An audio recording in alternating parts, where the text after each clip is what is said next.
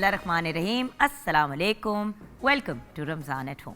मैं हूँ आपकी मेज़बान जुगन काजिम और आज मैंने आपसे एक ऐसी बात करनी है जो मतलब एक बहुत इंटरेस्टिंग सी सिचुएशन हुई कि पिछले दिनों मेरी किसी से मुलाकात हुई तो मैंने जाके सलाम किया। मुझे लगा कि शायद वो मुझे अवॉइड कर रही हैं खातून, मीडिया की ही। तो मैंने जाके कहा अस्सलाम वालेकुम, क्या हाल है? तो एकदम से चुप हो गई, मुझे डरी हुई नज़रों से देखा। मैंने कहा क्या हुआ है? कहती है आप ही मैं समझी आप मेरे से नाराज़ हैं। मैंने कहा नाराज़ क्यों होंगी? कहती है वो उस दिन ना आपके मैंने शो पे आना था, कुछ साल डेढ़ पुरानी कोई बात करी थी, तो फिर मैंने जो है वो फिर मैं नहीं आई, जबकि मैं रास्ते में थी, मैं लेट हो रही थी, ये वो वटेवर। तो मैंने कहा बेटे आप क्यों नहीं आई? तो कहती है असल में हुआ ये कि मुझे लगा कि मैं अगर इतनी लेट पहुंचूंगी तो शो के आखिरी 15-20 मिनट में बैठने से बेहतर है कि फिर मैं वापस मुड़ जाऊं, घर चली जाऊं। उस बात पे मैं मुस्कुराई और मैंने उसको यही कहा, मैंने कहा बेटा बात बड़ी सिंपल है, देर से पहुंच जाती वो फिर भी बेहतर था।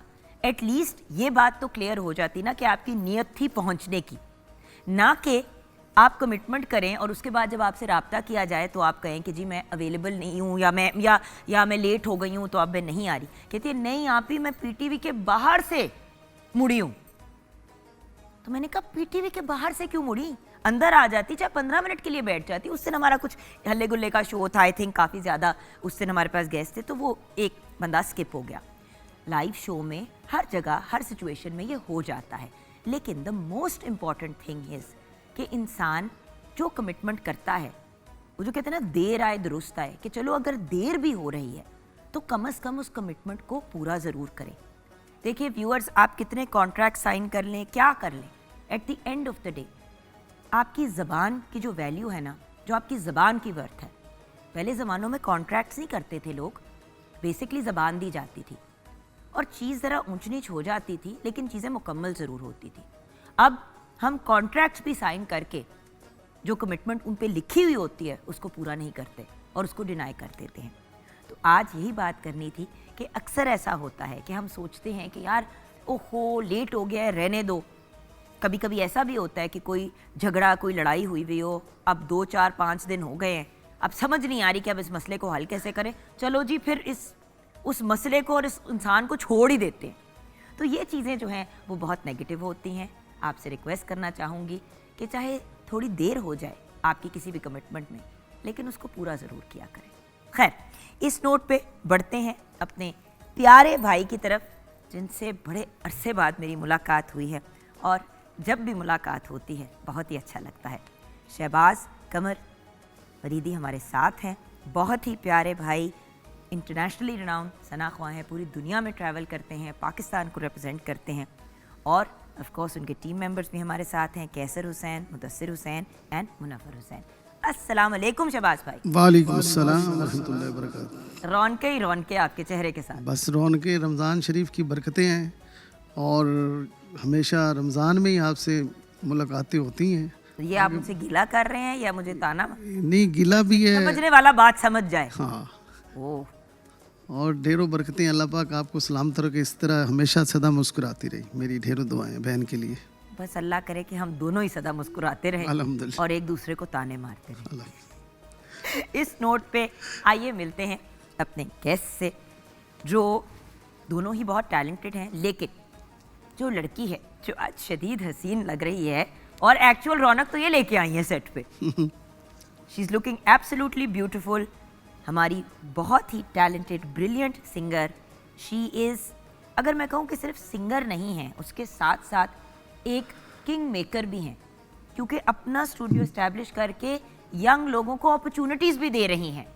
मैं बात कर रही हूँ तमगा इम्तियाज़ याफ्ता शबनम मजीद का। अस्सलाम वालेकुम। वालेकुम अस्सलाम। कैसी है मेरी प्यारी सहेली? मैं बिल्कुल ठीक हूँ। इतनी पलाली लग रही है गुड़िया की तरह, और आपके साथ आप भी ठीक लग रहे हैं। हमारे प्यारे दोस्त हैं और एक बहुत ही talented actor, singer and host as well.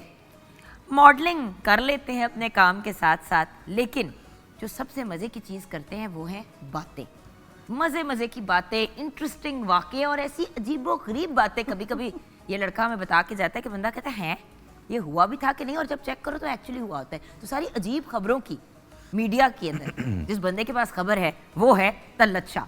अस्सलाम वालेकुम। वालेकुम अस्सलाम। सब देखने वाले सुनने वालों को मेरी तरफ से रमज़ान मुबारक, और आपकी सारी टीम को और आपको भी थैंक यू सो मच। अच्छा, तो अब सबसे पहला और सबसे इम्पोर्टेंट सवाल जो मैंने आप तीनों से पूछा, शहबाज भाई आपसे भी, जी बचपन का रमज़ान कैसा था? आपसे शुरू करते हैं। मुझसे हाँ जी। जब छोटी थी तो मतलब रमज़ान की क्या यादें हैं? हर बंदे की कुछ किसी के घर में पिनियाँ बनती थी जो फिर हर रोज़ सहरी में खाई, हर बंदे के घर में कोई ना कोई यूनिक चीज़ होती थी। आपकी बचपन की रमज़ान की यादें क्या है? अच्छा, मैं क्योंकि सच बताऊंगी, है तो वैसे बुरी बात, लेकिन सच बात बता देनी चाहिए। मैं जब छोटी थी तो जब पहली दफ़ा मैंने रोज़ा रखा, पहला रोज़ा तो मैंने बड़ी मुश्किल से वो निभा लिया, वो भी सबकी कस्टडी में। लेकिन जब सबकी कस्टडी में क्योंकि पहले रोजे पे ना, जो पहला प्रॉपर रोजा था, चिड़ी रोजा नहीं, पहले प्रॉपर हो तो चिड़ी रोजा तो वैसे ही रखवाया जाता है। तो पहले रोजे पे बड़ी निगरानी की जाती है बच्चे की। मतलब वॉशरूम में बच्चा जाता है तो माएँ वेट कर रही होती हैं कि नलके से कुछ पीने की आवाज़ तो नहीं आ रही। तो ये तो एक नॉर्मल सी बात है। बाय द वे ये आपके साथ ही हम सब जो है वो निगरानियों में ही हम हाँ जब जी, पहले लेकिन रोजे सेकंड जो था रोज़ा, उसमें शिद्दत इतनी बढ़ गई थी मेरी भूख और प्यास की कि अभी सारा एहतमाम हुआ था, चीज़ें रखी हुई थी, और मैंने चुपके से जाके तो मैंने फिर वो रोज़े से थोड़ी देर पहले रोजा खोल। और यही होता था हमेशा बचपन में, यही सबसे बड़ी प्रॉब्लम होती थी कि क्योंकि बिल्कुल रोजा खुलने वाला तो बंदा कहता था खैर अल्लाह मियाँ नहीं माइंड करेंगे, इट्स ओके। बड़े होके पता चला नहीं ये तो बहुत गलत बड़ा, बात है। हाँ जी बिल्कुल। तो अब पता चलता है कि अब बच्चों का उसी तरह से मैं ध्यान रखती हूँ, क्योंकि नहीं, अब बच्चों की तरफ हम आएंगे। तो ये आपकी बचपन की ये अच्छा, ये मेरे बचपन की थी। ओके, ठीक है, आपकी बचपन की यादें बहुत ज़्यादा हैं। जैसे कि अभी कल इन्होंने की बात है वैसे तो बिल्कुल कल की बात कह नहीं सकते, क्योंकि जब मेरे होश में रोज़ा है, जब मैं बचपन गुजार रहा था तब अच्छी खासी गर्मी थी, अच्छी खासी गर्मियों के दिन थे, जून जुलाई शायद इसी तरह का सीज़न था। तो रोज़ा रख लिया। अब रोज़ा बर्दाश्त नहीं हो रहा था, चुपके से मैं किचन में गया, वो जो ढक्कन आप खोलते हैं ना लाल शरबत का, उसको थोड़ा सा उसमें पानी डाल के और थोड़ा सा शरबत डाल के उसको मैंने ऐसे मिक्स करके उसको मैंने डीप फ्रीज़र में रख दिया। वो थोड़ी देर के बाद जब वो थोड़ा सा ठंडा हुआ, उसको मैंने जाके चुपके से छत पे जाके पी के मुझे रोज़ा तोड़ दिया। और अब जब इफ्तार का वक्त आया तो सबको यही पता कि मैंने रोज़ा मेरा है, और सब बड़े खुश हो रही है। और वो रात को मैंने चुपके से ना अम्मी को जब बताया ना, मुझे ऐसी डांट पड़ी। अच्छा, रमज़ान मुबारक में कुछ मखसूस चीज़ें हर बंदे के घर में बनती हैं। आप लोगों के घर में क्या बनता था जो स्पेशल होता था? पहले मैं बताती हूँ। मेरी अम्मी जान बहुत अच्छा खाना बनाती थी, बड़े हर जो भी डिश बनाती थी ना वो तो बहुत मज़े की। सवैयाँ बनती थी जी हमारे घर में, और स्पेशल रमज़ान में भी। और हम तो हमें रमज़ान वेट करते थे कि वो क्या होती है, फ्योनिया। अच्छा, वो जो अम्मी जान बनाती थी ना, वो देसी घी में बना के रखती थी, दम वाली, वो बहुत मज़े की होती थी। और उसके बाद उन्होंने ना वो फ्रूट चाट होनी, और होती थी वो क्या कहते हैं उसको, अब आजकल तुम कटलेस टाइप कहते हैं ना उनको। अम्मी जान चिकन की वो बनाती थी, क्या कहते हैं उसको, नगेट्स टाइप। हाँ, नगेट्स टाइप। चिकन पकोड़ा कह लें, आजकल चिकन पकोड़ा चलता है। चिकन पकोड़ा वो इस कदर मज़ेदार होता था कि हमारा दिल चाहता था कि बस वो खाते जाएं। जी तलत, तो आप बताइए कि आपके घर के अंदर कौन सी स्पेशल चीज़ें बनती थी इफ्तार में और सहरी में? इफ्तार में इसी तरह जैसे सबकी घरों में पकवान बनते हैं, पकोड़े, और लेकिन जो अम्मी स्पेशली बनाती थी, पालक के पत्ते बारीक बारीक से, वो बहुत क्रिस्पी और बहुत मज़े के लगते थे। वो स्टिल अभी तक वो बनते हैं, मैं स्पेशल कह के बनवाता हूँ।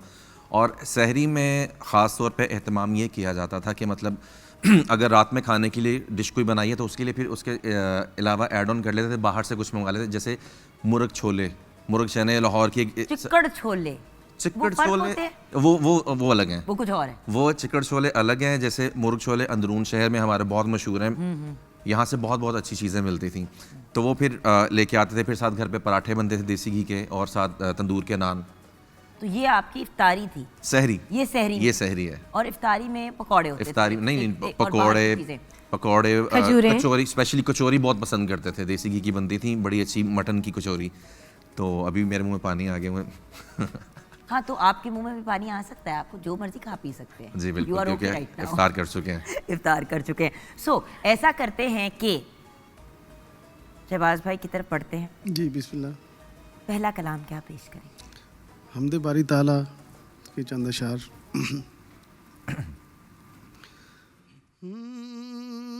चांद तारों की शान जमाली में तू, चांद तारों की शान जमाली में तू, सब्ज पत्तों में फूलों की लाली में तू, गोशे गोशे में तू, बाली बाली में तू, गोशे गोशे में तू, बाली बाली में तू, टहनी टहनी में तू, डाली डाली में तू, बूटे बूटे में गुल, बूटे बूटे में गुल, गुल में बू बू में तू, अल्लाहू अल्लाहू अल्लाहू अल्लाहू अल्लाहू अल्लाहू अल्लाहू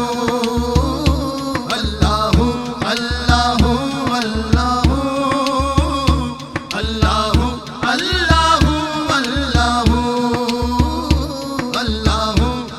अल्लाहू अल्लाहू अल्लाहू अल्लाहू अल्लाहू। यूं तो हर एक नबी तुझसे मंसूब है, यूं तो हर एक नबी तुझसे मंसूब है, तेरा भेजा हुआ है बहुत खूब है, तेरा भेजा हुआ है बहुत खूब है, हाँ मगर उनमें एक तेरा महबूब है, हाँ मगर उनमें एक तेरा महबूब है, जिसकी हर एक अदा तुझको मरहूब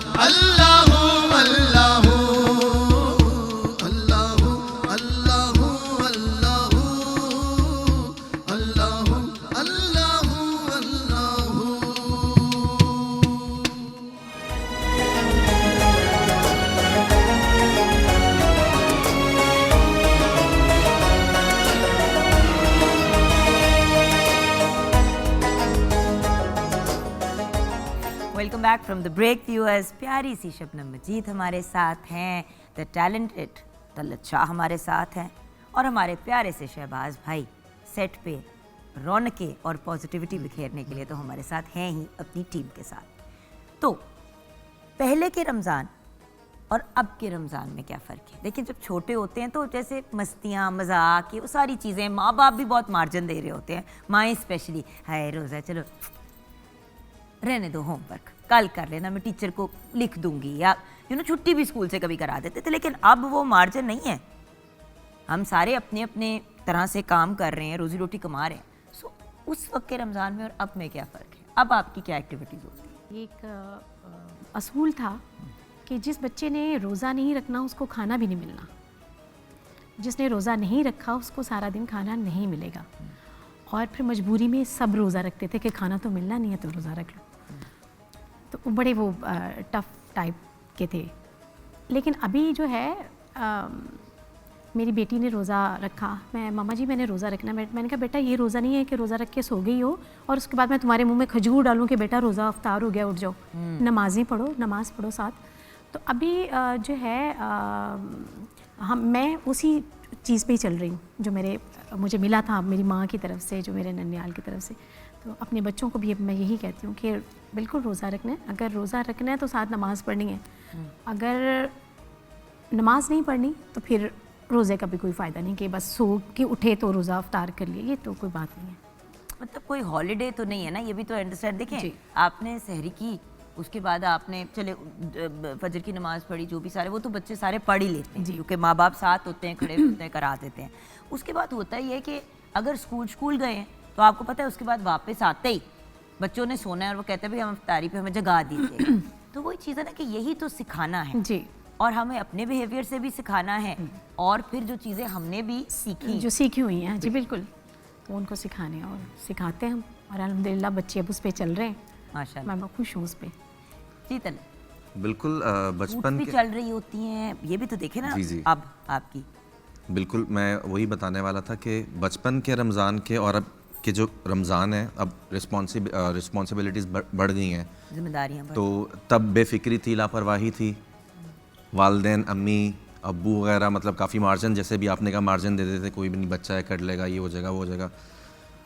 अब ये है कि रिस्पॉन्सिबिलिटीज़ बढ़ गई हैं, शादी के बाद हर चीज़ भी देखनी है, फिर काम भी देखना है, और आपको ससुराल की भी 50 इन्विटेशंस होती हैं, बिल्कुल ऐसा मैनेज करना है। अब चूंकि हम यूज्ड टू हो गए हैं और जिम्मेदारी का एहसास है, तो इस वजह से अल्लाह का शुक्र है, अल्लाह ताला हिम्मत देते हैं तो सब मैनेज हो जाता है।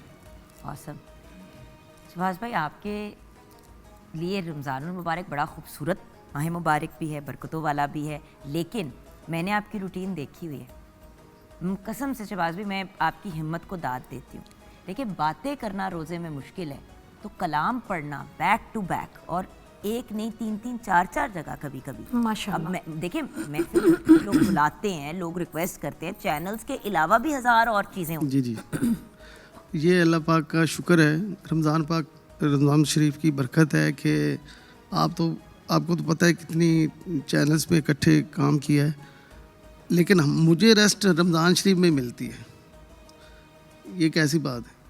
वरना ज़्यादा मसरूफियत हमारी बाद में होती है, रमज़ान शरीफ में मैं रेस्ट पे होता हूँ कि चैनल पे चले गए या इधर चले गए, वरना तो कभी लंबा सफ़र इस्लामाबाद जा रहे हैं, कराची जा रहे हैं, तो वो ज़्यादा बिजी रहते हैं। रमज़ान शरीफ में आके थोड़ी सी रेस्ट, तो एटलीस्ट बंदा एक जगह टिक जाता है। जिस तरह अगर आप फॉर एग्जांपल अगर ट्रांसमिशन कहीं पे कर रहे हैं तो वो फिर आपको पता है कि जी मैंने 30 दिन लगातार एक ही जगह पे जाने, एक टाइम पे जाने, एक टाइम पे आने।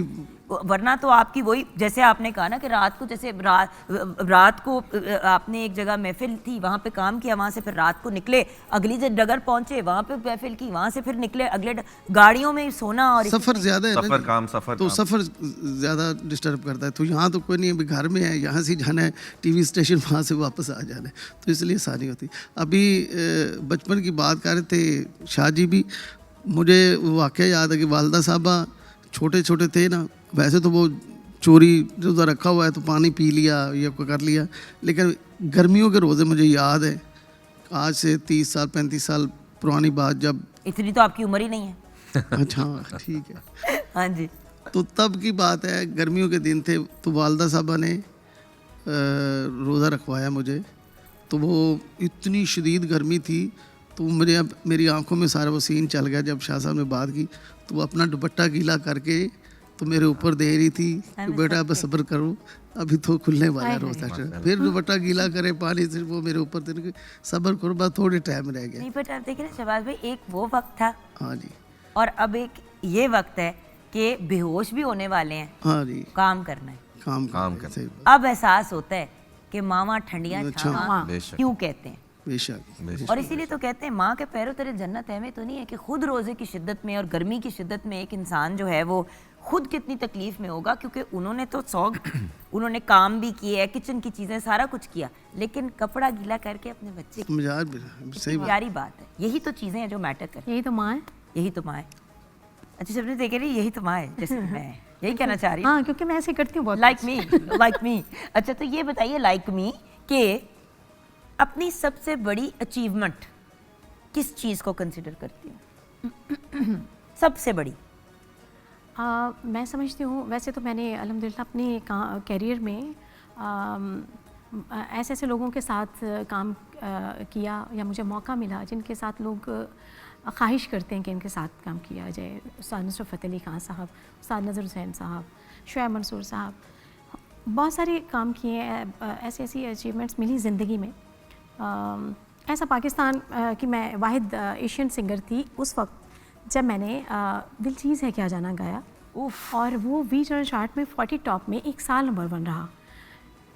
लेकिन मैं समझती हूँ कि जो मेरी ये तो मेरे काम के हवाले से हैं ही चीज़ें, लेकिन मैं सबसे बड़ी जो मेरी अचीवमेंट है वो ये है कि मैंने शादी की, मोहब्बत से शादी की, बहुत सारी रुकावटें आई, बहुत कुछ आया ज़िंदगी में, तूफ़ान टाइप चीज़ें भी आई, लेकिन मेरी अचीवमेंट ये थी कि मैंने उसको निभाया और अभी तक स्टिल निभा रही हूँ। और माशाल्लाह मेरे बच्चे भी हैं और अब मुझे समझ आ गया आप क्या कह रही हैं। आपने उस टाइम पे देखिए अब तो जो सारा यंग लॉट है, आपको पता है वो सारी चीज़ें जो है साथ लेके चल रहे होते हैं, और मतलब मियाँ बीवी दोनों काम कर रहे हैं, सारा कुछ कर रहे हैं। अब बड़ा नॉर्मल है कि मीडिया में 2 लोग काम कर रहे हैं और वो शादी के बाद भी दोनों ही काम कर रहे हैं। दोनों काम कर रहे हैं।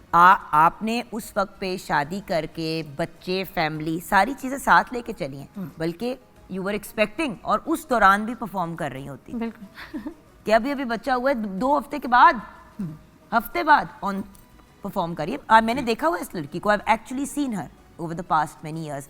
तो हिम्मत और अप्स एंड डाउन्स भी आपने इतने देखे, लेकिन माशाल्लाह माशाल्लाह माशाल्लाह। I think you are right. I think biggest achievement ये है कि एक मुकम्मल ज़िंदगी जी है, ये नहीं है कि बस मीडिया के होके रह गए तो रह गए। और ये ट्रेजिडी ख़वातीन के साथ ज़्यादा होती है हमारी इंडस्ट्री में।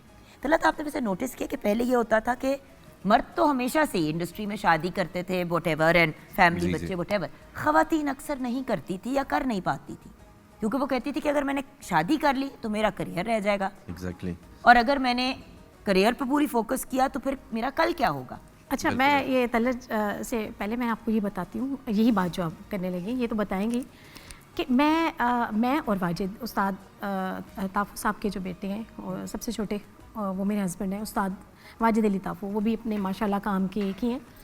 तो हम लोगों ने भी एक स्टूडियो बनाया है और उसमें ये होता है कि वो मेरा बहुत अब साथ देते हैं। कुछ अगर मैंने कुछ कंपोज़ किया है तो उसका रिदम बना रहे हैं कि इसका ये रिदम होना चाहिए, ये इस तरह से चलेगा, ये वाला गाना कर लो, ये नात पढ़ लो, ये कसीदा कर लो।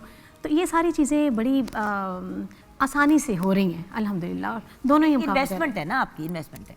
What about you?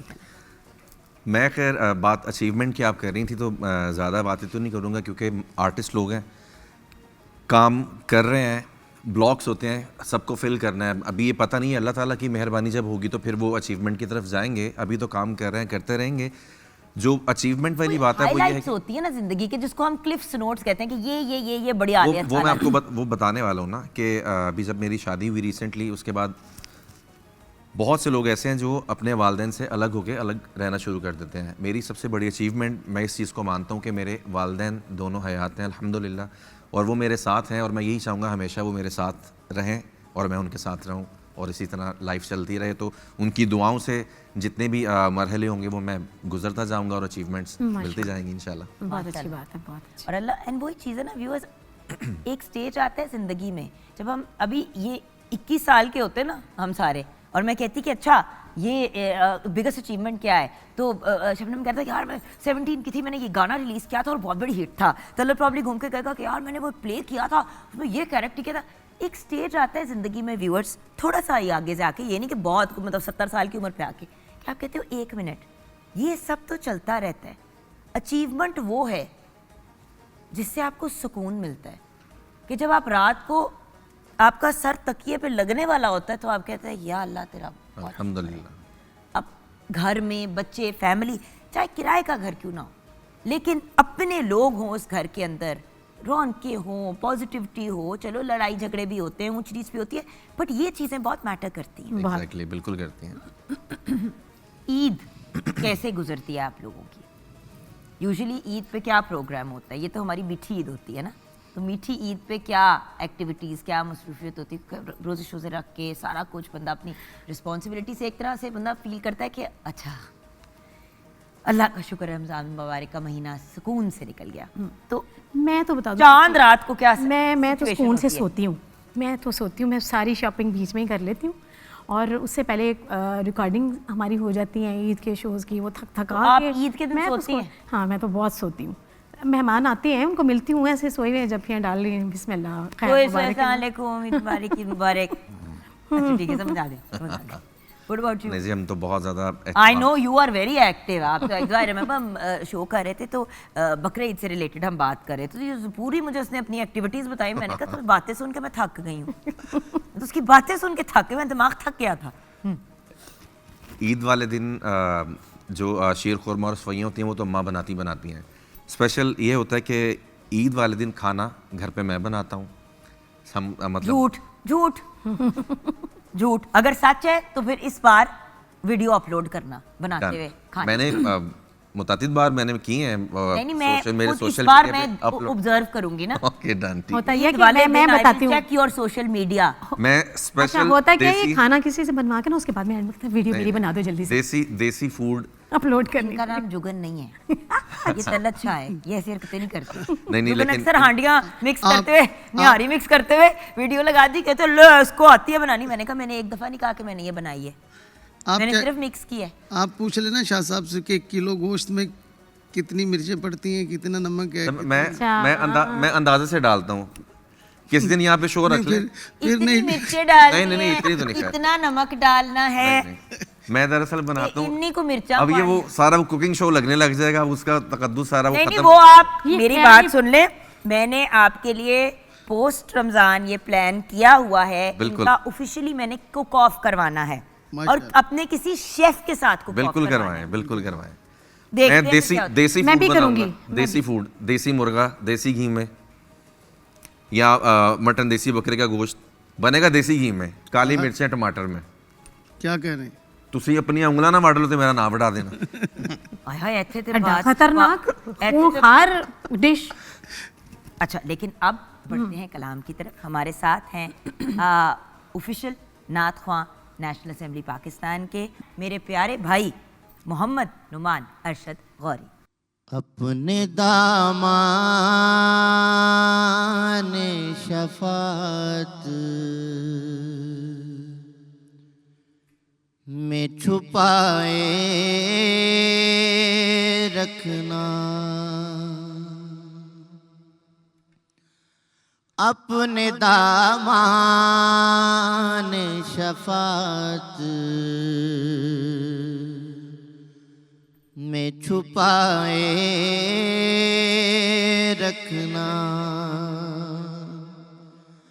अपने दामान शफात में छुपाए रखना, मेरे सरकार मेरी बात बनाए रखना, मेरी सरकार मेरी बात बनाए रखना। और मैंने माना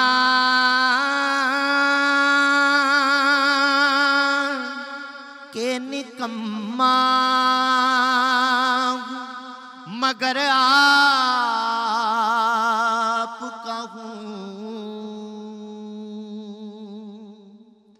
मैंने माना के निकम्मा हूँ, मगर आपका हूँ। इस निकम्मे को भी सरकार निभाए रखना। इस निकम्मे को भी सरकार निभाए रखना। और जर्राए खाक को खुर्शीद बनाने वाले, जर्राए खाक को खुर्शीद बनाने वाले, खाक हूँ मैं, मुझे कदमों से लगाए रखना। खाक हूँ मैं, मुझे कदमों से लगाए रखना। और जब सवाने पे खुर्शीद कयामत आए, जब सवाने पे खुर्शीद कयामत आए, मुझ गुनाहगार पे जुल्फों के हिसाए रखना। मेरी सरकार मेरी बात बनाए रखना।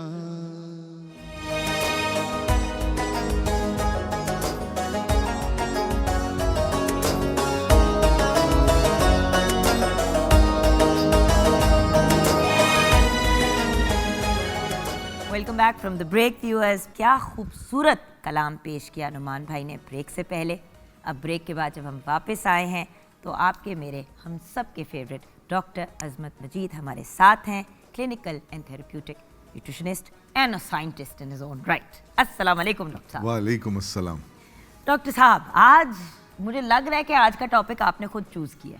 नहीं, मैंने नहीं चूज किया। आपका वैसे फेवरेट चीज़ है जिसके बारे में आप बात करते हैं, जैतून, ऑलिव्स। एब्सोल्युटली। तो मुझे लग रहा था कि ये शायद आपकी अपनी पर्सनल सिलेक्शन होगी। मुझे क्या पता था कि ये हमने अक्लमंदी की। जी। अच्छा, जैतून या ऑलिव्स, हाँ जी। हमें सबसे पहले तो बताएं ये चीज़ क्या है? ये फल है, सब्जी है, क्या है ये? देखें, इसको हम फल भी कंसिडर कर सकते हैं और इसको सब्जी भी कंसिडर कर सकते हैं। एक ये ऑयल, एक सीड, जैसे हम सीड ऑयल्स कहते हैं, ये उससे बहुत डिफरेंट है। उसकी वजह ये है कि इसमें कुछ मोनोसैचुरेटेड फैट्स हैं और वो ऐसे फैट्स हैं जो कि हमारी बॉडी में जाके जो हमारी बॉडी की रिक्वायरमेंट है उसके मुताबिक बॉडी उसके साथ उनको चेंज कर लेती है। इसके अंदर एंटीऑक्सीडेंट्स की एक बड़ी ज़बरदस्त मकदार है। इसके अंदर नेचुरल विटामिन ई बहुत ज़्यादा है। ये हमारी आपने अक्सर देखा होगा जब हमारे यहाँ पे कोविड आया था तो लोगों की ऑक्सीजन सैचुरेशन कम हो जाती थी। ऑक्सीजन सैचुरेशन को बेहतर करने के लिए extra virgin cold press olive oil का अगर आप 1 चम्मच पिएं और रोज़ाना पिएं तो आप देखें आपकी ऑक्सीजन सैचुरेशन बढ़ जाएगी। उसके अलावा जैतून के तेल में और भी बड़ी खुसूसियात हैं, मसलन अगर हम उसको एक एक करके एक्सप्लेन करना चाहें तो हमें तो बहुत ज़्यादा टाइम चाहिए, बट स्टिल क्लिप्स नोट्स ले लेते हैं। जी जी, मैं आपको उसमें से कुछ जो इम्पोर्टेंट आइटम्स हैं, उसके इम्पोर्टेंट जो हैं चीज़ें, उसके बारे में कुछ बताता चलूँ। एक तो ये एंटी इन्फ्लेमेटरी है, ये आपकी बॉडी में इन्फ्लेमेशन को कम करता है। और हमने कुछ दिन पहले मोटापे के हवाले से बात की थी, अगर आपको याद हो, तो ये हमारे फैट सेल्स जिसको हम अपना एडिपोज टिश्यू कहते हैं, उसके अंदर ये उसमें स्वेलिंग कम करता है। अगर कोई लोग ये हम पिछले दिनों भी इन्फ्लेमेटरी डाइट्स की बात कर रहे थे और आपने कहा था कि ये खत्म कर दो तो 90% मसाइल वैसे ही खत्म हो जाएंगे। बिल्कुल, अगर आप रोज एक्स्ट्रा वर्जिन ऑलिव ऑयल का एक चम्मच पीना शुरू कर दें तो आप ये पिए कैसे? अगर आप दूध में डाल लें, उसको आप सैलेड पे डाल लें। मैंने एक दो दफा ट्राई किया था कि वो चम्मच से पीना, डॉक्टर साहब वो अजीब सा मुंह में टेस्ट आ जाता है, पूरे गले में जैसे चिपक जाता है। वो चिपक नहीं जाता, वो आपके गले को साफ कर देता है। अच्छा, हमें आदत नहीं है ना हाँ, साफ गले की, तो हमें- शायद वो इसलिए इतना। तो इसलिए थोड़ा सा हमें फील होता तो है। एक मिनट, ये गले के लिए भी अच्छा है? गले के लिए भी अच्छा यानी कि अगर आपको थ्रोट इन्फेक्शंस, टॉन्सिलाइटिस वगैरह होती है तो उसके लिए भी बहुत बेहतरीन है।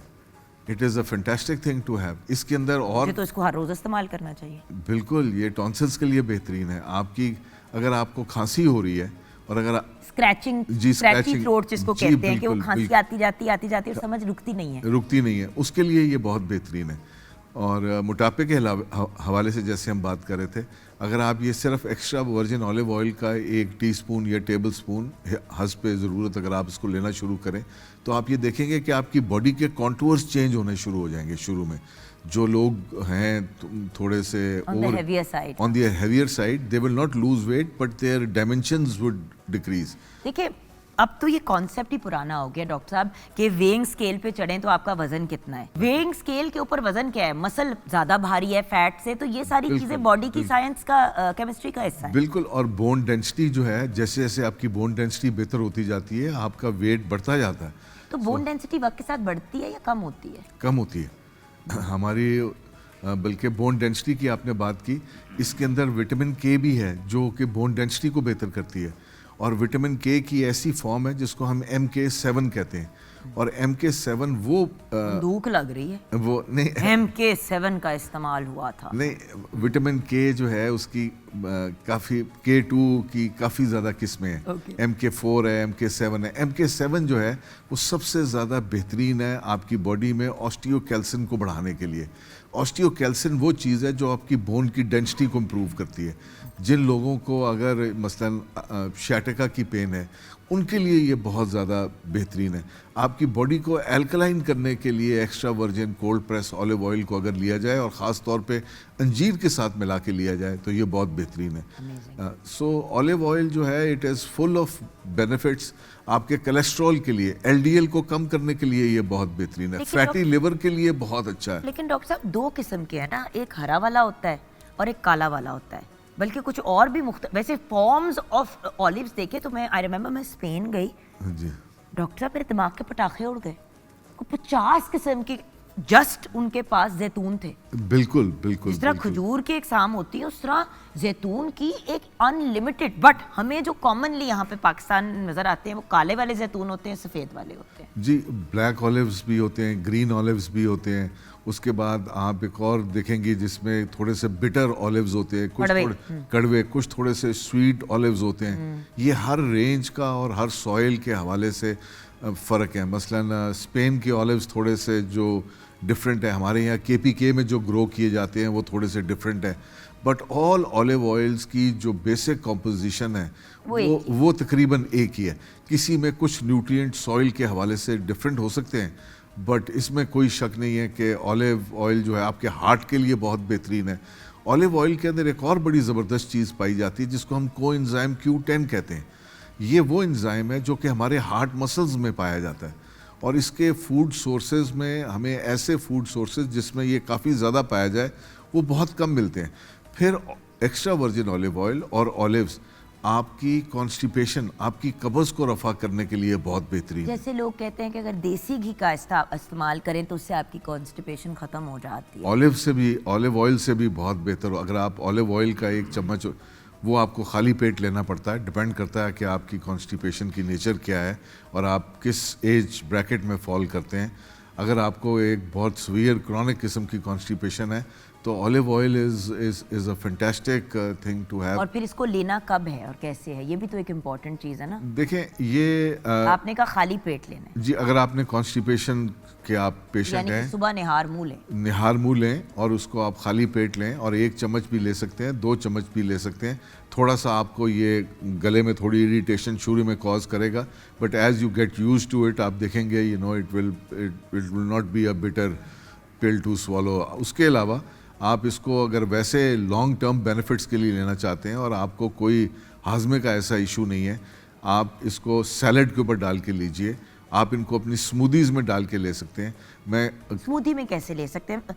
आपको पता है हमारे व्यूअर्स कहते हैं मैं तरीका बताएं, क्योंकि वो होता है ना कि हम कहते हैं स्मूदी तो वो कहते हैं पता चले कि वो दूध और स्ट्रॉबेरियां मिक्स करके उसके अंदर डाल रहे हो तो वो फिर। देखें, अगर मसलन आपने कोई भी स्मूदी बनाई है और उसके अंदर आपने हल्दी डाली है फॉर एग्जांपल, आप मसलन मैं आपको एग्जांपल देता हूँ कि एक फ्रूट की स्मूदी बनाई जा रही है आजकल जिसमें पपाया और स्ट्रॉबेरी है, पपीता और जी और स्ट्रॉबेरी और स्ट्रॉबेरी, और उसमें लोग वेट लॉस के लिए और एंटी इन्फ्लेमेटरी के लिए उसमें वो डाल लेते हैं, थोड़ी सी हल्दी डाल लेते हैं। अब हल्दी जो है, टर्मरिक जो है, वो तब तक एब्जॉर्ब नहीं होती जब तक उसको गुड फैट उसके साथ ना मिले या थोड़ी सी ब्लैक पेपर ना उसको मिले, वो एब्जॉर्ब नहीं होती।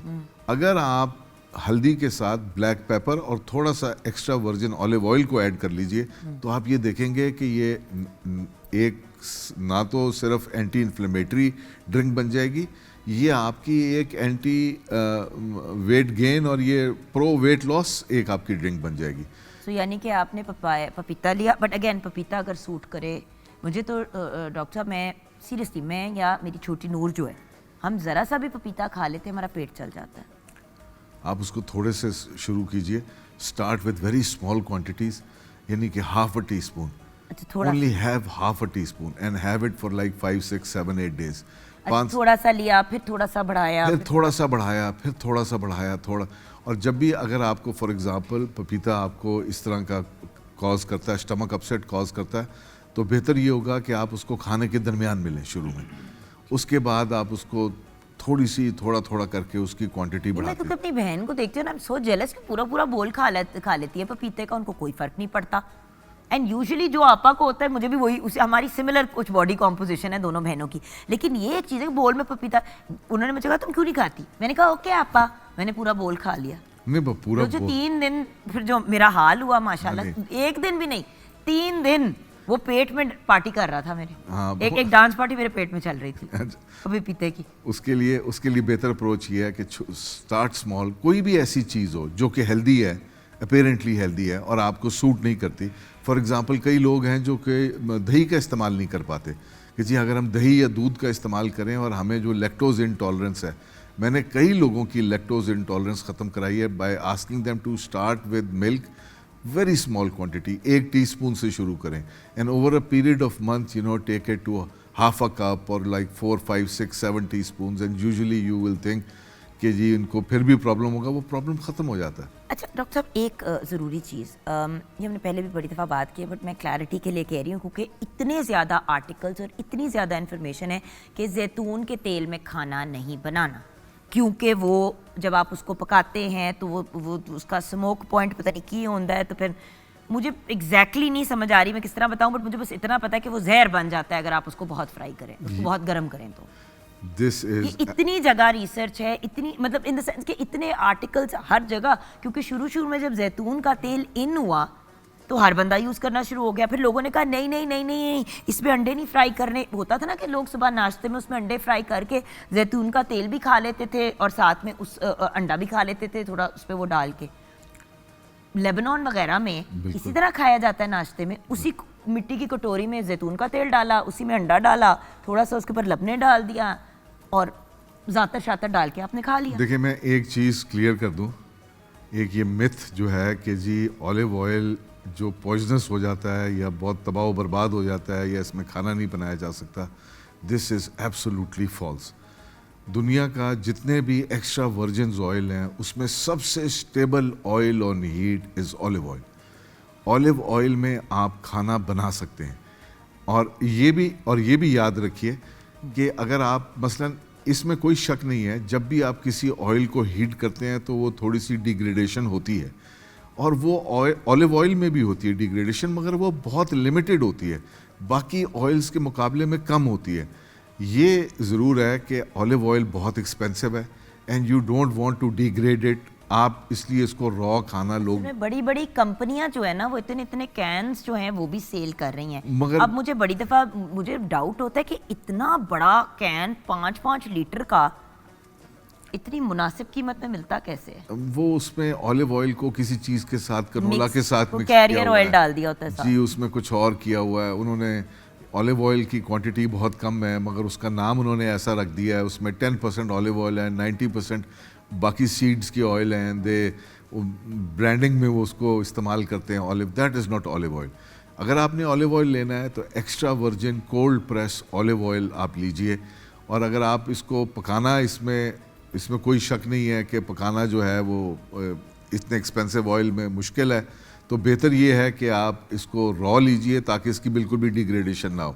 मगर ये कहना कि इसमें खाना नहीं पकाया जा सकता, ये बिल्कुल गलत है। तो अगर आप साहिब हैसियत हैं, अफोर्ड करते हैं तो ज़रूर, but pure olive oil, again extra virgin olive oil. सबसे बड़ा प्रॉब्लम ये है कि जैसे कि मार्केट वगैरह में ना इतने इतने बड़े कैंस मिलते, देखें 100 रुपए की चीज़ आपको 90 की मिल जाए समझ आती है, 100 रुपए की चीज़ आपको 10 रुपए में मिल रही है ना, तो प्लीज़ उस पर तशखीस ज़रूर किया करें। हम हमेशा ये बात आपको कहते हैं व्यूअर्स, क्योंकि एक प्राइस है एक चीज़ की पूरी दुनिया में, वो एकदम से कम नहीं हो जाती। सो प्लीज़ जैतून का इस्तेमाल करें, जैतून के तेल का इस्तेमाल करें। It is an absolutely amazing blessing अल्लाह ताला की, तो इसको इस्तेमाल करें और सही से इस्तेमाल करें और हमें फीडबैक ज़रूर दीजिएगा। Thank you so much doctor साहब। You most welcome. अब बढ़ते हैं अपने प्यारे से नुमान भाई की तरफ। जी भैया।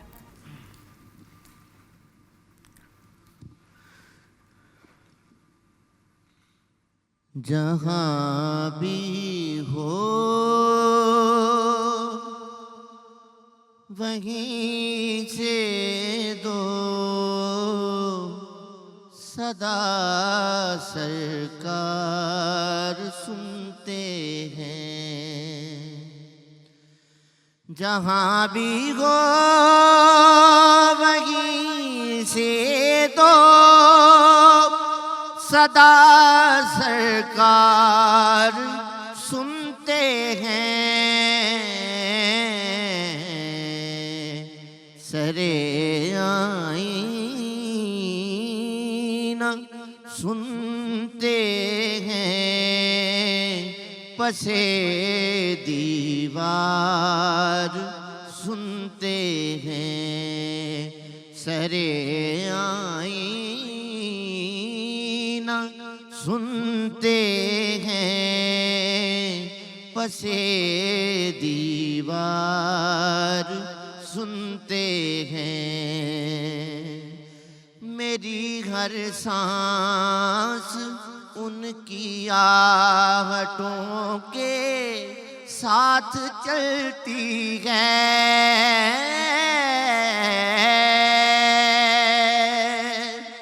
मेरी हर सांस उनकी आहटों के साथ चलती है। मेरे दिल के धड़कने की भी वो रफ्तार सुनते हैं। जहाँ भी हो वहीं से दो सदा सरकार सुनते हैं। गुनाहगारों दुरूदे वालिहाना भेज कर देखो।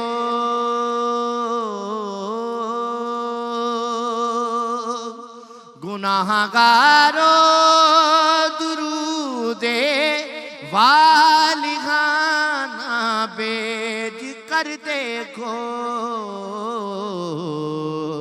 वो अपने उम्मती का नगमाए किरदार सुनते हैं, वो अपने उम्मती का नगमाए किरदार सुनते हैं। जहाँ भी हो वहीं से दो सदा सरकार सुनते हैं।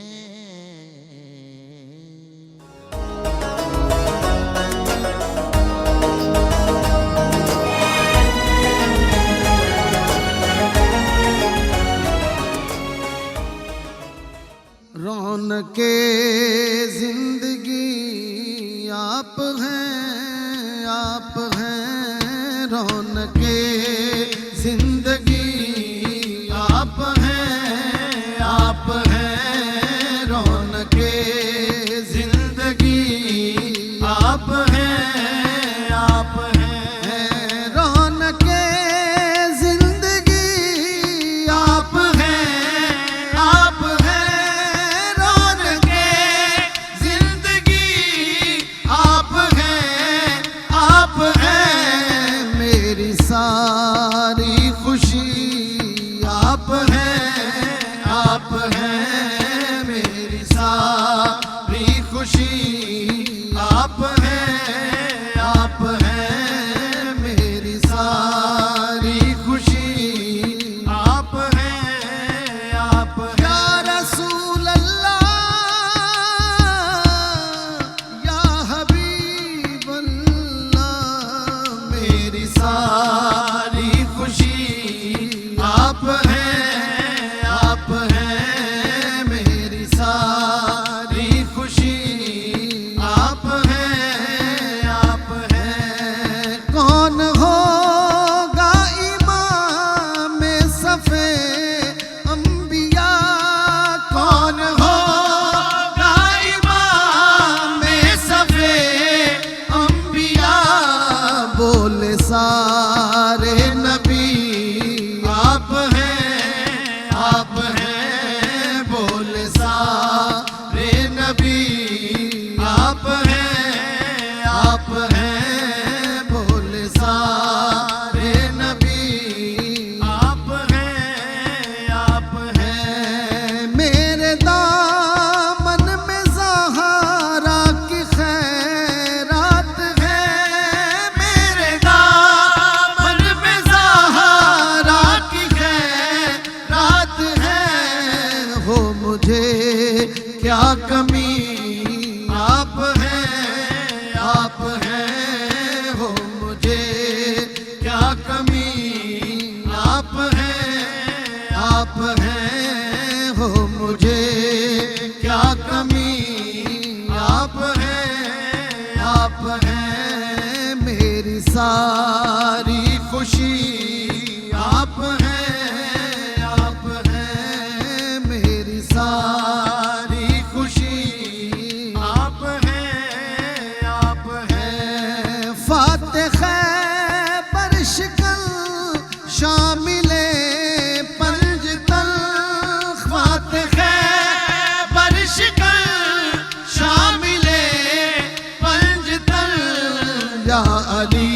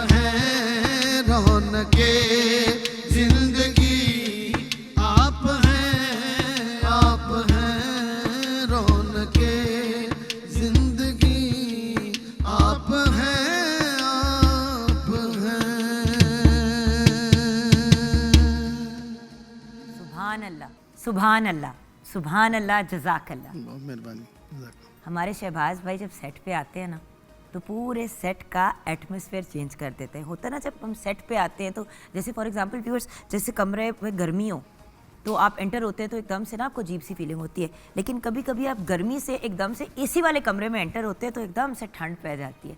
वही फीलिंग होती है जब हमारे प्यारे भाई हमारे प्रोग्राम का हिस्सा बनते हैं। मेहरबानी।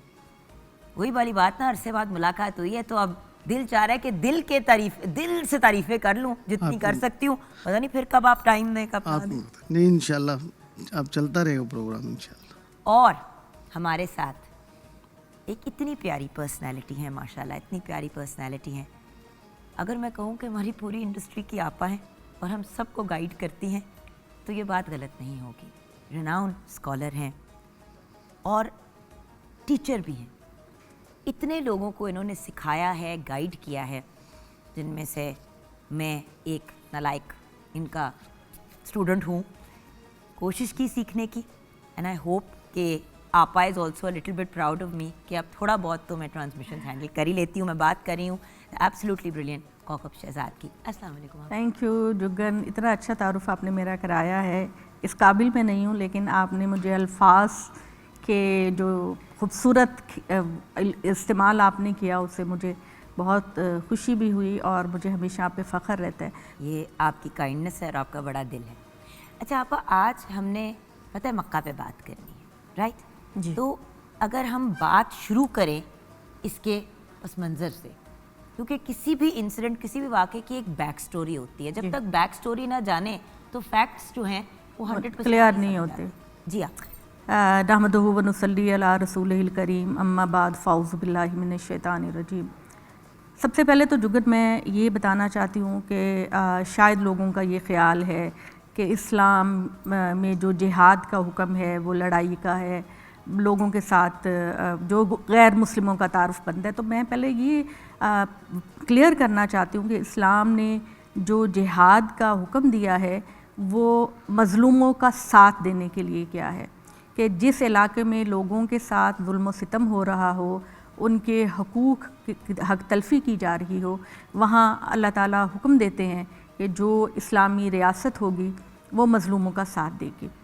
इस फ़तह मक्का के बारे में आपने इसके पस मंज़र के बारे में जो सवाल किया, तो आपको मैं फ़तह मक्का हुआ 8 हिजरी में और उससे 2 साल पहले सुलह हुदैबिया हुआ।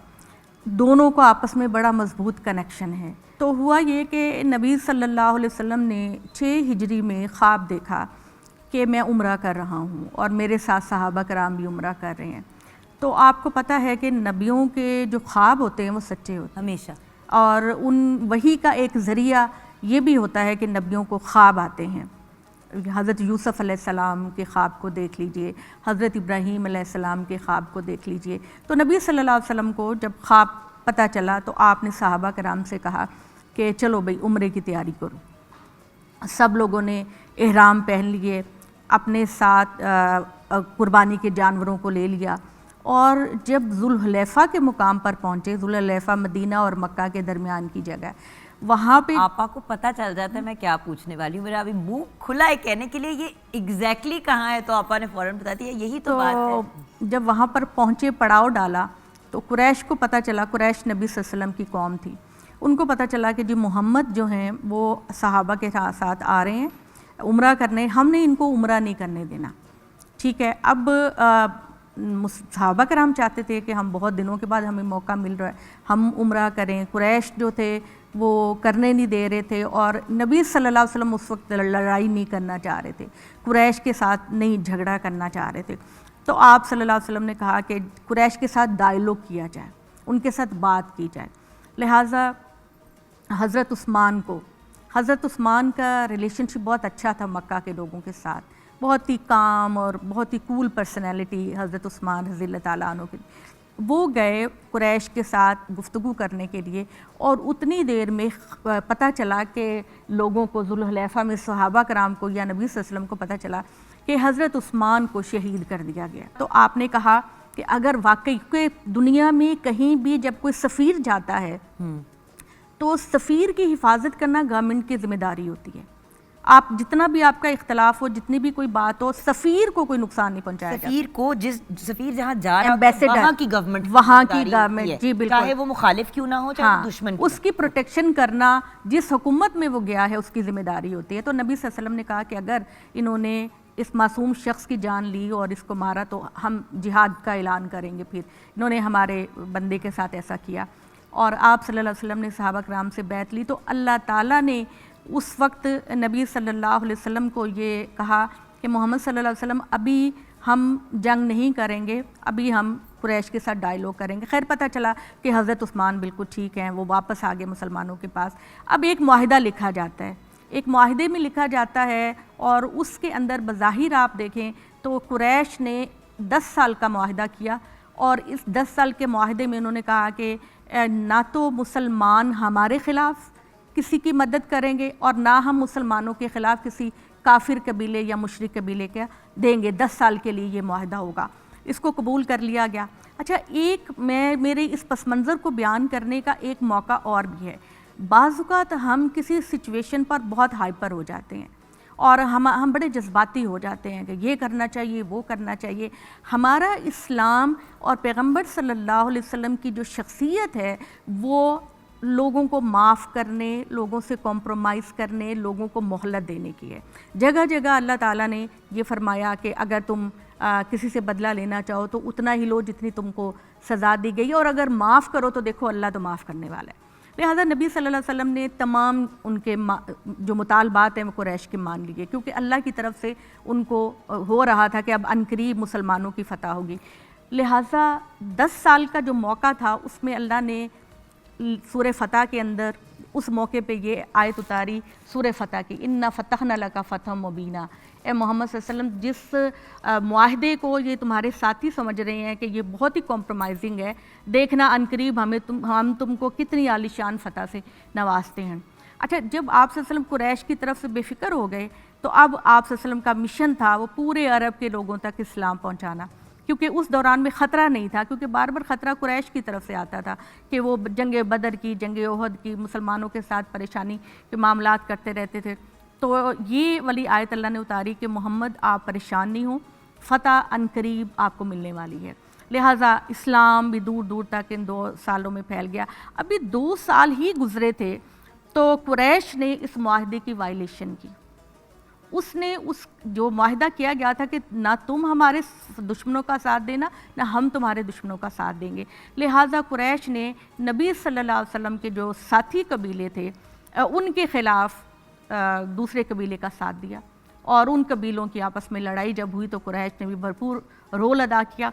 अब चूँकि उन्होंने वादे की वायलेशन की थी, लिहाजा नबी सल्लल्लाहु अलैहि वसल्लम के लिए वाज़े था कि उन्होंने मुआहदे की खिलाफ वर्जी की है तो अब हम इनके ख़िलाफ़ जंग करेंगे और अपने हलीफ कबीले का साथ देंगे।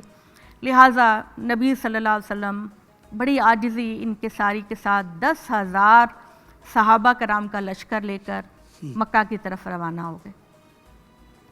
अब जब इतनी बड़ी फ़ौज को देखा तो इन लोगों के, कुरैश के तो हाथों के तोते उड़ गए कि हमारी तो ना कोई तैयारी है, ना हम लोग ज़हनी तौर पे तैयार हैं, और मोहम्मद तो इतने बड़े लश्कर के साथ आ रहे हैं। लिहाजा आप सल्लल्लाहु अलैहि वसल्लम जिस कबीले से भी गुज़र रहे थे वो कबीला बड़ी आसानी के साथ उनको गुज़रने दे रहा था। अल्लाह के वादे का था। अल्लाह का वादा, उसके लिए असबाब की ज़रूरत नहीं होती। अल्लाह ताला के जो वादे होते हैं उनके लिए आपको किसी हालात, अल्लाह ताला गैब से मदद करता है। बिल्कुल। और यहीं पे हम ब्रेक की तरफ जाएंगे। ब्रेक के बाद आप हमें ये गाइड करेंगी कि फिर मामलात क्या हुए और फिर रिज़ल्ट क्या निकला, हुज़ूर पाक ने वहाँ के लोगों के साथ फिर सलूक क्या किया। Yes, that is actually one of the main things जो आज इस गुफ्तगू से मैं चाहती हूँ कि हम सब की नॉलेज में ये बात आए। ब्रेक के बाद वापस आएंगे। आप देख रहे हैं रमज़ान एट होम।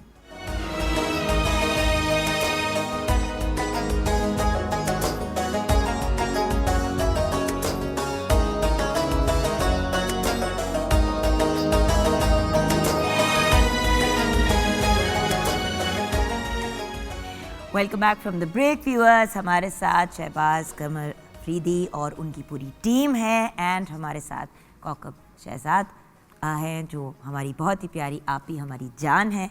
और आप हमें गाइड कर रही थी, हमने ब्रेक लेनी थी, ब्रेक के बाद वापस आए हैं, जरा बच्चे नहीं होते वेट कर रहे थे, फिर क्या हुआ? अच्छा, मैं आपको बताऊं कि हमारे कुरान मजीद में इतने खूबसूरत तरीके से अल्लाह ताला ने वाक़यात बयान किए हैं, इतने प्यारे तरीके से जो वाक़यात हैं, असहाब कहफ के अंदर ज़ुल्करनैन का जो वाक़या है, या हज़रत सुलेमान के वाक़यात हैं, उनके मोजज़ात का ज़िक्र है, या हज़रत मूसा के वाक़यात हैं, अगर आप बच्चों को सुनाने लगे ना तो उनके सहर में खो जाते हैं।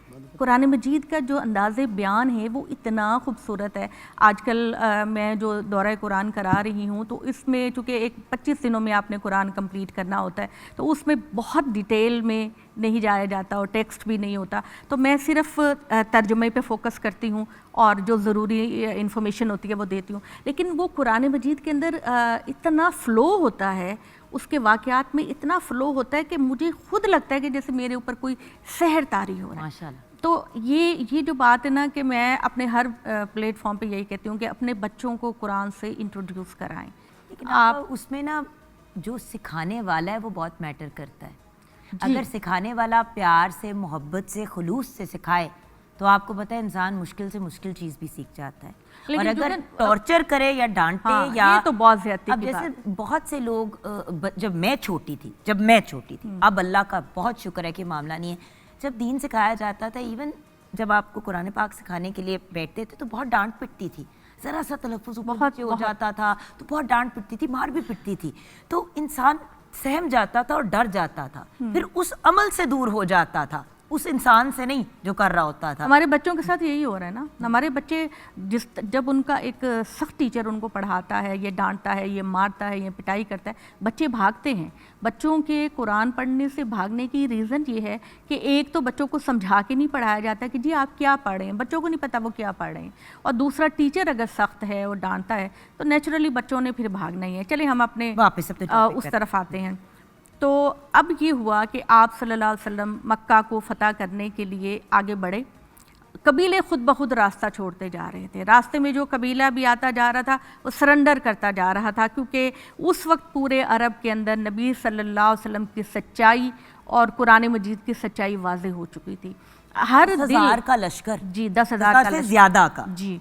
तो आप सल्लल्लाहु अलैहि वसल्लम की जो अज़मत है, आपके किरदार की अज़मत, कुरान की हक्कानियत, ये सारे अरब पर वाज़ेह हो चुकी थी कि मोहम्मद अल्लाह के सच्चे नबी हैं। अब ये हुआ कि आप सल्लल्लाहु अलैहि वसल्लम ने जब मक्का में कदम रखा तो कोई रेजिस्टेंस नहीं हुई, कोई मुज़ाहमत नहीं हुई, कि हालांकि वो जंगजू कबीले थे और लड़ना झगड़ना उनकी फितरत सानिया थी। आप सल्लल्लाहु अलैहि वसल्लम जब मक्का में तशरीफ़ लाए तो जुगन, आजिज़ी और इनकिसारी का अंदाज़ा कीजिए कि कहा जाता है कि आपने अपनी ऊँटनी पे सर सजदा शुक्र में झुकाया हुआ था। सुभान अल्लाह। एक फ़ाते क्या होता है, दुनिया का फ़ाते क्या होता है, अकड़ के चलता है, गर्दन में तनाव दे के चलता है। तो उन्होंने अपनी ऊँटनी पर सजदे में सर झुकाया हुआ था और आप कह रहे थे जाल हक़्क़ो व ज़हक़ल बातिल इन्नल बातिल कान ज़हूक़ा, कि बातिल चला गया और हक़ आ गया, और हक़ तो है ही कबूल करने की चीज़ और आगे बढ़ने की चीज़। आप सल्लल्लाहु अलैहि वसल्लम और जितने भी दुश्मन आपके सामने आते जा रहे थे, आप सल्लल्लाहु अलैहि वसल्लम उनको माफ़ करते जा रहे थे, कोई इंतकाम नहीं। ये दुनिया की वाहिद जंग है जुगन, जिसके बारे में कहा जाता है कि एक खून का कतरा तो कहते हैं ना ब्लडलेस वॉर जी। और वॉर जब भी आप सुनते हैं, जंग का नाम सुनते हैं, तो आपके जहन में एक ही चीज़ आती है कि लाशें, खून, पता नहीं क्या क्या, बट नथिंग। बट सबसे बड़ी ये है कि आपा हमारे यहाँ हमें इतना सा मौका मिलता है किसी से बदला लेने का। मौका ना भी मिले तो हम मौका क्रिएट करते हैं कि किसी तरह अगले को सबक सिखाएं। और यहाँ देखें कि 10,000 से ज़्यादा का लश्कर है, एक ऑर्डर पे हर बंदा वहाँ पे बलिया मेट ख़त्म हो जाता, कोई नामो निशान न रहता। बिल्कुल। लेकिन हमारे नबी देखिए, पाक सल्लल्लाहु अलैहि वसल्लम द परफेक्ट ह्यूमन बीइंग, आपने कहा ला तसरीबा अलैकुमुल यौमा। मैं आज तुमको वो बात कहता हूँ जो यूसुफ ने अपने भाइयों से कही। यूसुफ ने कहा जाओ मैंने तुम सबको माफ़ कर दिया, आज मैं मोहम्मद भी तुम सबको माफ़ करता हूँ। सुभान अल्लाह। और एक ग़ुलाम था जिसने हज़रत हमज़ा को कत्ल किया था जंगे उहद में, और उनके सीने को चीरा था ग़ुलाम ने, और हज़रत नबी सल्लल्लाहु अलैहि वसल्लम को हज़रत हमज़ा से बहुत प्यार था, वो उनके चचा थे। वो जब माफ़ी मांगने के लिए आया तो आपने कहा कि जाओ, मैं तुम पे कोई पकड़ नहीं करता, हिंदा? लेकिन हिंदा का गुलाम था जी, हिंदा का गुलाम हिंदा का था। गुलाम था। और आप सल्लल्लाहु अलैहि वसल्लम ने सीना बिल्कुल उसने काट दिया, और हिंदा ने जानवरों वाला मामला किया, उनके अज़ा का हार बना के अपने गले में डाला। आप सल्लल्लाहु अलैहि वसल्लम ने कहा कि जाओ, मैं तुमको माफ़ करता हूँ, लेकिन मेरे सामने ना आया, नज़र के सामने ना। मेरे सामने ना हो, मुझे अपने चचा की याद आती है, मुझे तकलीफ़ हो जाती है। तो ये जो नबी सल्लल्लाहु अलैहि वसल्लम की शख्सियत है, कुरान मजीद कहते हैं कि मोहम्मद अगर तुम सख्त गिर होते, अगर तुम लोगों के साथ सख्त गिरी करने वाले होते, तो ये जो मोहब्बत करने वाले तुम्हारे ग़ुलाम हैं, ये सब तुमको छोड़कर चले जाते। तो दुनिया में जो कामयाबी की कुंजी है वो अफ़्व दरगुज़र करना, माफ़ करना, सब्र करना, इस पे मबनी है। आप दुनिया में जितनी बड़ी कामयाबी चाहते हैं, उसके लिए आपको सब्र और इस्तिक़लाल से काम लेना होगा। तो फिर आप फ़तेह मक्का से अपनी आज की ज़िंदगी में हम क्या चीज़ें सीख सकते हैं और इम्प्लीमेंट कर सकते हैं? क्योंकि देखिए, ये सारे वाक़यात, ये सारे मामलात जो हैं, हिस्ट्री का हिस्सा तो हैं, लेकिन अगर हम उनसे कुछ गेन नहीं करते, कुछ रिटेन नहीं करते, कुछ अपनी ज़िंदगी में नहीं इम्प्लीमेंट करते, तो आपका फिर क्या फ़ायदा है? देखिए, एज़ अ मुस्लिम हम लोगों को अल्लाह ताला ने ये फ़रमाया है कि लक़द कान लकुम फ़ी रसूलिल्लाहि उस्वतुन हसना। ए मुसलमानों, पैगंबर सल्लल्लाहु अलैहि वसल्लम की ज़िंदगी में तुम्हारे लिए बेहतरीन नमूना है। और जुगन अल्लाह का कलाम इतना खूबसूरत है, पैगंबर सल्लल्लाहु अलैहि वसल्लम की सीरत इतनी खूबसूरत है। अगर हम इन्हीं वाक़यात को लेते हैं, इन्हीं वाक़यात को अगर पकड़ के हम अपनी ट्रेनिंग करना शुरू कर देते हैं, सिर्फ पैगंबर सल्लल्लाहु अलैहि वसल्लम की शख्सियत को सामने रखते हैं, सहाबा कराम की शख्सियत को सामने रखते हैं, तो हमारे ऊपर कितना पॉजिटिव इम्पैक्ट पड़ता है। ये उस वक्त ही होगा जबकि हम अपने बच्चों को वो माहौल देंगे कि जो एक सही वाला इस्लामी माहौल है, जिसमें अफ़्व दरगुज़र है, जिसमें माफ़ी देना है, जिसमें लोगों को रियायतें देना है, जिसमें दुश्मन को गले लगाना है। आप ये देखिए कि अल्लाह ताला ने कहा कि अगर तुमसे कोई ज़्यादती करता है तो तुम उतना ही बदला लो, लेकिन अगर तुम माफ़ करते हो तो जानो कि अल्लाह माफ़ करने वाला है। तुम एक बंदे को माफ़ करोगे, अल्लाह तुम्हारी 70 सख्तियों को माफ़ करेगा। तो मुझे ये लगता है कि जब हम पॉजिटिव रवैया रखते हैं तो हमारा कोई नुकसान नहीं होता, अल्टीमेटली हम अपने दुश्मन पर फतह पा लेते हैं। और यही सूरत हमें अपने पैगंबर सल्लल्लाहु अलैहि वसल्लम की ज़िंदगी से नज़र आती है। आप देखिए, फतह किसी को फिजिकली करना और किसी को दिल से मेंटली करना। और रूह से, आप किसी की रूह को फतह दिल को कर लें, जीत लेना। दिल को जीत लेना, उससे बढ़ के क्या है कि आपको कहना ना पड़े किसी को, अगला खुद उस तरफ माइल हो जाए जिस डायरेक्शन में आप जा रहे हैं या आप उनको ले जाना चाह रहे हैं। देखिए, अब ये यूथ के पॉइंट ऑफ व्यू से आप ये मैं देखिए, आज की दुनिया में पाकिस्तान में एटलीस्ट 60 से 70% अवाम, चलिए 65% नंबर लगा लेते हैं, यूथ है, यंग लोग हैं। और यंग लोग सोशल मीडिया के करीब है जी, और मज़हब से बहुत दूर हैं। बिल्कुल। या सिर्फ, और मज़हब भी, अगर हम वेरी सॉरी आप मुझे कहना पड़े दुख के साथ, के अगर फॉलो भी करते हैं तो इस हद तक के भी सोशल मीडिया पे पोस्ट लगा के देंगे नमाज पढ़ते हुए, नहीं, मैं ये या कहूँ कि तिलावत हम करते हुए, कि जुगन हम मतलब रेट हमारी व्यू, वो जो कहते हैं ना ऑनलाइन व्यूअरशिप बढ़ जाए। देखिए, जो स्कॉलर्स होते हैं, आलिम होते हैं, उनकी पर्सनैलिटी भी ऐसी होनी चाहिए कि हमारे बच्चे उससे इंस्पायर हों। मेरी पर्सनैलिटी अगर अच्छी नहीं है, मेरी पर्सनैलिटी अगर माफ़ करने वाली नहीं, मेरी पर्सनैलिटी अगर मोहब्बत करने वाली नहीं, और अगर मेरा हुलिया ऐसा नहीं होता कि मैं साफ़ सुथरी हूँ, नज़र आऊँ साफ़ सुथरी, तो लोग दूर हटते चले जाते हैं। तो हम लोगों को, जो दीन के रिप्रेजेंटेटिव्स हैं, हम लोगों को अपने लिबास, अपनी शक्ल सूरत, इसका भी बड़ा ख्याल रखना चाहिए। और अपने बिहेवियर के साथ भी हमें लोगों के सामने, ये जैसे कि अगर कोई सवाल करता है तो हम नाराज़ हो जाते हैं, हम खफा हो जाते हैं, तुम क्या सवाल कर रहे हो, तुम्हें अकल नहीं, हम लोगों के ऊपर डबल ड्यूटी आयद होती है। एक तो हमने लोगों को एजुकेट करना है, दूसरा हमने अपने रवैये से बताना है कि मोहब्बत और प्यार क्या होता है। भाई जो सिखाने वाला है, अगर उसका ही गुस्सा और एटीट्यूड नहीं खत्म हो रहा, जी, देखिए, आपका उस्ताद नहीं है, एक तो वो आपकी माँ या बाप के बराबर है, और उससे बढ़ के वो रोल मॉडल है जी। अगर आपका रोल मॉडल ही आपकी बात सुनना ज़रूरी नहीं समझता है, देखिए कभी कभी आप मैथमेटिक्स ले लें, 10 दफ़ा बंदा एक ही सवाल करता है जब तक आपको इक्वेशन समझ नहीं आती। तो पॉइंट इस बात फिर ऐसे करें ना कि दिलो दिमाग में उतर जाए, ना कि अगला कहे कि यार इससे नहीं कोई बात करनी, यानी कि नहीं समझ आ रही बात, आप सवाल भी नहीं कर रहे, आपकी नॉलेज ज़ीरो की ज़ीरो। जी, और हमारे बच्चे इसलिए तो भागते हैं, कारी साहब आ जाते हैं उनसे कुरान पढ़ने के लिए भागते हैं, कुरान को पढ़ना नहीं चाहते क्योंकि उनको समझ नहीं आ रही। तो जो भी लेकिन कुरान जो सिखा रहा है फिर उसको उसकी ट्रांसलेशन भी तो आनी चाहिए ना। एग्जैक्टली मैं तो सब लोगों को, आपको और अपनी गवर्नमेंट को, सबको ये मशवरा हमेशा देती हूँ कि कुरान लोगों को पढ़ाएं, लेकिन बच्चों को उर्दू के अंदर पढ़ाना चाहिए। यानी हमारे सिलेबस के अंदर जो पारे हैं विद ट्रांसलेशन सिखाना विद ट्रांसलेशन, बिल्कुल। और एक अच्छा टीचर जो हो वो उनको पूरी तरह एक्सप्लेन भी करे। बचपन में मैंने कुरान पाक नहीं ख़त्म किया, मैं नहीं कर पाई बिकॉज मैं कारी साहब से हमेशा पूछती थी इस लाइन का क्या मतलब है। हाँ। तो उनके पास स्टील का रूलर होता था, वो मारते थे। अब देखना बच्चा कैसे बैठेगा उनके तो बात यह है कि नहीं, बट मैं पूछती भी बहुत सवाल थी आपा। फिर क्या हुआ? आपको पता है ना मेरी आदत फिर का, क्या तो हुआ? पता है, हर सवाल चीज़ पूछ के मैं सवाल देखिए, सवाल से ही नॉलेज बढ़ता है। अब आपा चुप बैठी हुई, असद चुप बैठा हुआ, ये पूछी जा रही है नहीं ये वाल इस वर्ड का मतलब क्या है। देखिए उनको नहीं पता था मतलब, वो इसलिए नहीं बता पाते थे, वो फिर ढूंढ रहे होते थे कि उर्दू में मैं इसको समझाऊं ये वो, तो वो इरिटेट हो जाते थे। तो एंड में उन्होंने कहा कि भाई मेरी अम्मी को कि मैं नहीं इसको सिखा सकता। तो फिर मैंने आगे जाके खुद फिर मुकम्मल किया कुरान मजीद, फिर अंग्रेज़ी की ट्रांसलेशन। मेरे पास 4 जगह पे ट्रांसलेशन वाला कुरान पढ़ा हुआ है, ताकि मुझे जब कोई क्वेश्चन, आपने मुझे कहा था बहुत साल पहले, कोई 10-12 साल पहले, कि जुगन अंग्रेजी में समझ आती है, भाई अंग्रेजी में पढ़ लो लेकिन पढ़ो तो। जी अब आप ये समझो देखिए तो। कि हमारे यहाँ कुरान खानी होती है, तो जुगन मैं आर्टिकल भी लिखती हूँ, इशराक हमारे में जी।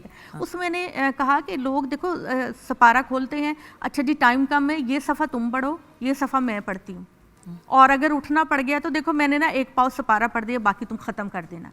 कि मैं समझती हूँ कुरान की इज्जत नहीं है। नहीं, आप कुरान की इज्जत नहीं कर रहे। अल्लाह की बात आधी तुमने पढ़ी, आधी मैंने पढ़ी, ना मुझे समझ आया कि अल्लाह क्या कहने वाला है, ना तुम्हें समझ आया कि अल्लाह क्या कहने वाला है। तो ये क्या तरीका है कुरान को समझने का? वही चीज़ है ना कि अपने आप को एक पेरेंट्स को, ये माँ बाप पे मैं बात कहूँगी कि माँ बाप जिस टीचर का इंतखाब करें अपने बच्चों के लिए, स्पेशली दीन से रिलेटेड। स्कूल में क्या होता है व्यूअर्स, डिफरेंट सब्जेक्ट्स के टीचर्स होते हैं, कुछ इक्का दुक्का होते हैं जिनके साथ नहीं भी होता, तो बाकी सारे ठीक होते तो मामला चल पड़ता है। दीन की तालीम देने वाला जो बंदा है, जिसने आपके बच्चे को कुरान मजीद पढ़ना सिखाना, वैसे तो माँ सिखाए तो बेस्ट है, लेकिन अगर घर में आपने किसी कारी साहब या किसी ऐसे शख्स का इंतखाब करना है तो ऐसा शख्स हो जो एक तो प्यार से सिखाए। तो मैं खुद एक अपने एक्सपीरियंस से एक रिक्वेस्ट कर रही हूँ पेरेंट्स से, क्योंकि मैं बड़े एक ट्रॉमे से गुजरती थी, सवाल पूछती थी, और ऐसा इंसान जो सवाल के जवाब दे सके, ताकि जिस तरह आप बात करती हैं तो दिल में उतर जाती है, तो फिर कुरान मजीद ही पूरा का पूरा दिल में उतर जाए। बिल्कुल, खूबसूरत बात। इतना प्यारा है कुरान, अल्लाह की ज़ात। मुझे जब मैं पढ़ती हूँ ना और कुरान का एक फ़्लो आता है, तो मुझे लगता है कि मेरे अंदर से एक इत्मीनान और सुकून और खुदा की मोहब्बत मेरे ऊपर निछावर हो रही है। तो ये कुरान ऐसी चीज़ नहीं है कि जिसको आप इस तरह से नज़रअंदाज करें। कुरान मजीद बड़ी मोहब्बत की चीज़ है, बहुत प्यार करने की चीज़ है। और आपको अगर दुखों से निकलना है, परेशानियों से निकलना है, टेंशन से निकलना है, तो आओ अल्लाह की किताब की तरफ। बिल्कुल, अपने आप को कुरान मजीद से जोड़ लें, ज़िंदगी ऐसी खूबसूरत हो जाएगी व्यूअर्स। सीरियसली, जब मुझे कोई क्वेश्चन, कोई क्वेरी होती है, अब इतना मेरा कंफर्ट जोन हो गया कुरान मजीद के साथ। पहले मैं डरती थी हाथ लगाते, ऑब्वियसली एहतराम और सारी चीज़ें, वुज़ू वगैरह, वो सारी चीज़ें अपनी जगह है व्यूअर्स, लेकिन मैं बेझिझक अब खोल के पढ़ना शुरू हो जाती हूँ कि कहीं ना कहीं मुझे वो गाइडेंस मिल जाएगी जो मैं ढूंढ रही हूँ। हाँ बिल्कुल। थैंक यू सो मच आपा। You are welcome, you are welcome. और आपकी इजाज़त से कलाम की तरफ पढ़ेंगे। शहबाज भाई आपका भी बहुत शुक्रिया, और आपके साथ ये जो प्यारे प्यारे भाई आए हैं उनका भी बहुत शुक्रिया। जी भाई। लजपाल नबी मेरे, लजपाल नबी मेरे, दर्दां दी दवा देना। लजपाल नबी मेरे, दर्दां दी दवा देना। लजपाल नबी मेरे, दर्दां दी दवा देना।